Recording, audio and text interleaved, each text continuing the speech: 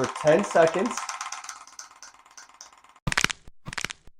Hello innovators, today we're going to be sharing with you how you can help relieve that clicking noise that you get from T&J or even slight pain at home, and how we can give you some relief from that, because so many people come in our clinic with the same problems. But today I'm going to be showing you not only how to do that, but I'm going to share with you a little bit behind why this works so well. Scully here is a very poor example, but you can see how the jaw works. Your jaw acts like a hinge joint where it opens and closes, right?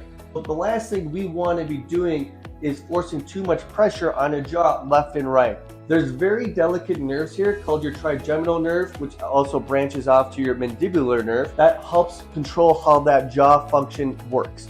If you put too much pressure in this upper jaw area, that's going to actually cause a lot of irritation and damage to the nerves themselves. When we do this technique, you want to use a flat surface area that goes along the side of the jaw just like this, with very minimal pressure. You do not want to be pushing the jaw left or right in that vertical plane. You want to be just lightly putting pressure here.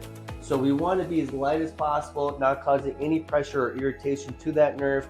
My lovely assistant here, my wife Isabel, is going to help us demonstrate how this is done. We use this gun called an arthrostem, where we're going to use this flat piece, it's a rubber piece, up against her jaw.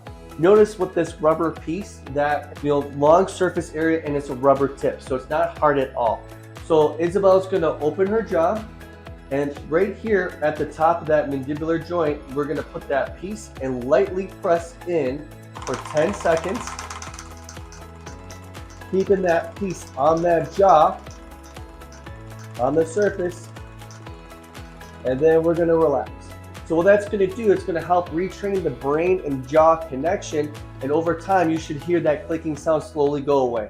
You only want to do this once, maybe twice a day. How you can do this at home, if most patients will have something like a thumper that you got off Facebook or some other sort of website. So that's going to come with a piece like this, something that's more circular and round. It's more of a fine point. You can still use this, but you have to be very, very careful. And when you're using this on your patients, we'll have her open your jaw again on the side that's clicking.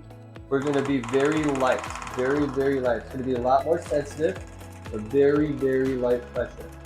And that's all you're going to do. Guys, I can't stress this enough. If you're using your thumper at home, the smaller the piece that you're going to be using, the more careful you have to be, because it's going to make it way more intense when you put that pressure on the side of the jaw. So I do recommend using a bigger piece than this.